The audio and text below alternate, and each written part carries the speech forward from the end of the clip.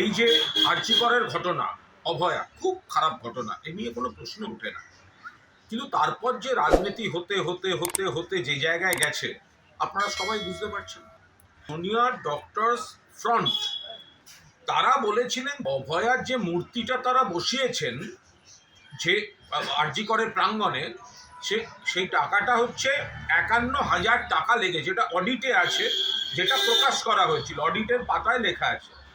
আবার গতকাল আরজিকর নিয়ে একটি কনভেনশনে যিনি শিল্পী, তিনি অসিত সাঁই, তিনি বলছেন যে আমার একটা আবেগ থেকে, বেদনা থেকে আমি মূর্তিটা তৈরি করেছিলাম এবং বিনামূল্যে দিয়েছিলাম। এখন শিল্পী বলছেন বিনামূল্যে দিয়েছিলাম, আর অডিটে বলছে মূর্তির জন্য ৫১,০০০ টাকা খরচা হয়েছে।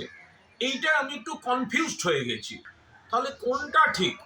জুনিয়র ডক্টর ফ্রন্ট যারা আছেন তারা অন্তত একটা জোড়াতালির বিবৃতিও দেবেন তো। অডিটে বলেছেন ৫১,০০০ টাকা, আর শিল্পী বলছেন বিনামূল্যে দিয়েছি, তাহলে ৫১,০০০ টাকাটা গেল কোথায়? তো এটা নিয়ে একটু কনফিউজড, আপনারা বলে দিলে ব্যাপারটা মিটে যায়।